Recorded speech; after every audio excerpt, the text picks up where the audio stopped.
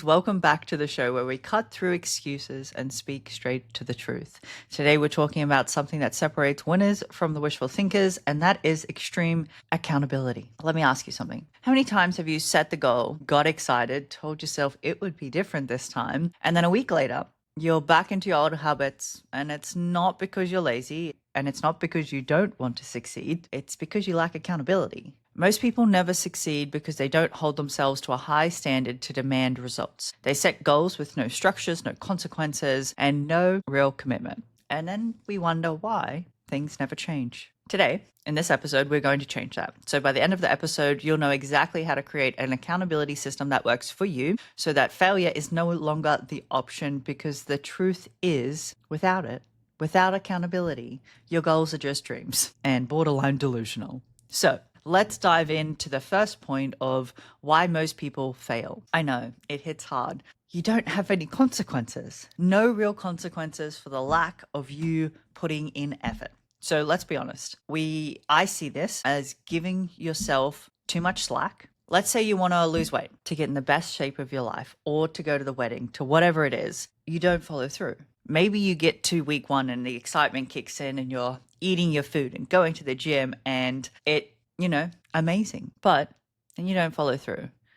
Nothing happens, nothing changes, there's no consequences, no penalties, there's no urgency. So let me put it this way. If your paycheck was on the line, would you find a way to get it done? If your best friend needed a ride to the airport at 5 a.m., would you be there? Of course you would, because there's a cost to not showing up, to not following through to the thing that you said that you're going to do. What I want you to do is apply that theory to your own goals. I want you to imagine every time you set a goal, it's to somebody else. It's to a friend. If there's no real consequence to the lack of action that you're not taking, i.e. skipping your workout, procrastinating on your business, or wasting another year doing the same bullshit thing over and over again, why would you change? You need to create some sort of consequence. This is one of the reasons that people manufacture pressure. They create systems where failure is not an option. So if you want to win, if you want to reach your goal, then you have to do the same thing. Number 2 is extreme accountability. How do you force yourself to follow through? If you want to lose weight, 10 pounds, 20 pounds, whatever it is, how do you force yourself to follow through? You have to make not taking action painful. You need something at stake, something that forces you to execute no matter what. A personal trainer is a great way to make this happen. Hiring a mentor or a business coach, somebody who'll call you out on your fucking bullshit, a friend, someone on the fucking internet. You need to have somebody who can be brutally honest with you in order for you to get your goals, get you to where you want it to be, right? So if you don't have any of that, you're like, Ashleigh, it's fucking me. Like, it's me and me. How do we do this? Here's how we do it. Number 1, you get strict, measurable goals with deadlines. I was once told that if you don't have a deadline, it's not getting finished. And I was like, that's pretty fucking accurate. Way to call me out. Way to call me out. So you say, I want to lose 20 pounds. I want to make $200. Let's aim higher than that, actually, $20,000. Sorry about that. Saying it is worthless. Like, just being like, I want to lose 10 pounds. Okay, show me. Right? Show me you want to lose 10 pounds. I will make $10,000 in the next 60 days by selling X products to Y customers, or I'm going to lose 20 kilos in the next reasonable timeline, 6 months. 6 months by showing up to the gym 3 times a week and following a structured meal plan is clear.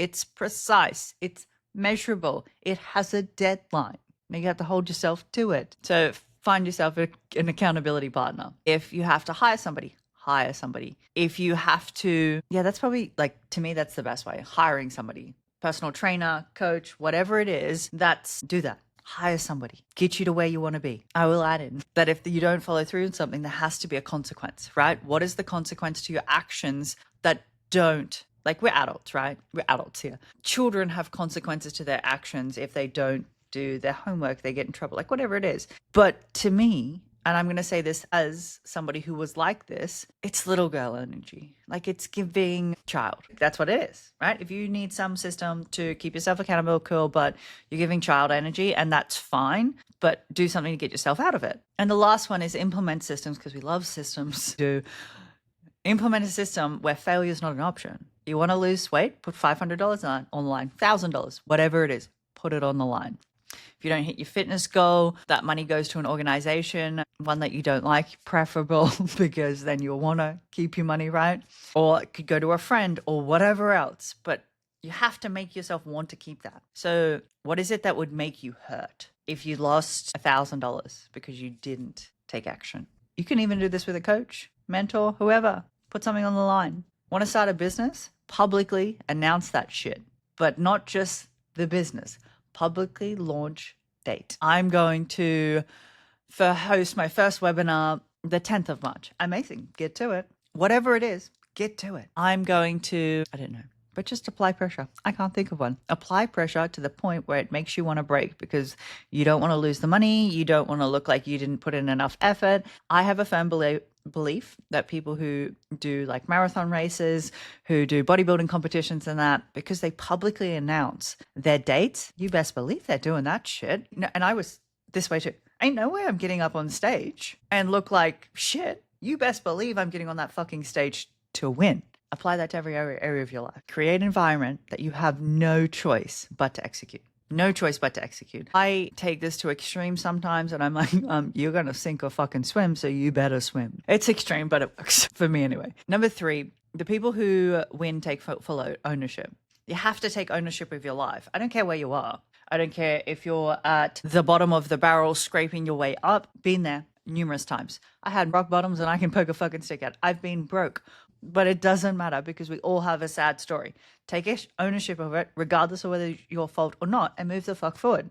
Get on the path and keep going. I believe that there's a meme out there. And it's like, you're a woman with a brain and some talent. Do something. Figure it out. Just fucking move. Okay, so I haven't even begun the chat yet. So the hard truth is if you're not where you want to be, it's no one's fault. No one's fault but yours. Like you want something in your life, go and fucking get it. Go and get it. You want a family with kids? Great. Find it. Start dating. The number of women that I hear say, I want to be married with children at this age. Amazing. Love that. They follow it up with, but yeah, I just don't want to date. Okay. Like what? Good luck to you. If you want something, go and get it. It's not the economy. It's not your childhood. It's not your trauma. It's not your emotions. It's not your boyfriend. It's not your mom, your sisters, cousins, auntie, brothers, whatever. It's you. You're the problem. And I mean that loving way. Your results or lack of results are 100% on you. Like you're an adult now. Let's act accordingly. I'm a firm believer, if you got yourself into this position, again, actually, let me take that back. As someone who went through a divorce, had $9 in her bank account, figure it out. I still maintain, while I may not have wanted the divorce at the time, that it's still my responsibility to get myself out of that. If I sat there and was like, now what? You're going to stay there. Like, that's it. At that point, I would be choosing to stay in a shit position. I may not have wanted it, but the next choice is the most important choice. It's what do you do? Okay, you didn't choose this, but your next choice is your choice. And you can choose to sit here in your misery and do whatever the fuck you're doing, or you can get up and do something about it. You best believe I told myself, get the fuck up and move. Figure it out right now. Hold your standards higher for yourself and for everybody around you. I made a terrible, terrible mistake not too long ago where I lowered my standards to match the people in the room. And it's like one of the biggest mistakes I ever made. And I cannot take back, obviously, because we can't take back. But you best believe I've learned that lesson and it's coming forward. My standards, here. Hit them, don't hit them, but you're not coming with me. You won't be around me. And I kind of have the same expectation of other people. I want to be around people who have high expectations, high standards. So at the end of the day, accountability is what separates the talkers from the doers, the dreamers from the executors, the people who wish their life would change, and those who make it their life to change. And because we always love challenges, you have to pick one thing from this episode and do it today. We don't wait. We don't do it tomorrow, not next week, not next month, today. We always do it today. Don't think about it. Don't let that fear creep in. Don't let the doubt creep in. Just do it. The moment that you start taking accountability is the moment that your life starts changing. And I don't mean accountability on accountability on a big scale, right? Do that, accept it, acknowledge it, whatever you got to do to get that shit out. And then be like, okay, from this moment forward, I'm no longer this person. I want to be this person. And how does she show up every day? Close the gap between this one and this one. And that means being aware of your day-to-day actions, because no doubt you're trying to change habits. And I'm not saying that that shit's easy, because still trying to do it, right? Moments of day-to-day awareness where you can shift things and change things. And trust me, it'll be for the better. I'm not saying that it's easy, and I'm not saying that it's easy, but it is worth it. You have to want to do it for you, and you have to want your life to change for the better. And you'll get to a point where you're like, I'm either fucking sick of this shit and need to change, or you'll just keep going about your own way. And that's, for you, not for me. So your takeaways. Number 1, set strict, measurable goals with deadlines. If people tell you, ready? This is how you know you're doing it right. If people tell you that you're too extreme, good. If people tell you that you're way too disciplined, good. Like fucking good. If other people pick up on how extreme you are, good. If people tell you that you're constantly achieving, good. Not a bad thing. Only a bad thing if you let it be. Again, coming from experience. Number 2, find the accountability buddy, partner, whatever it is, find one. And then 3, implement a system where failure is not an option. Cannot be an option. Failure is not an option. Make it painful, where failure would be painful. Ladies, thank you so much for joining me on today's episode. I hope you enjoyed it. If you got value from this, please share it with someone that you feel like might need to hear it, or save it for yourself for later. And if you're ready to take some extreme accountability in your life, then please start right now. As always, I'm your host, Ashleigh, and I can't wait to see you in the next episode.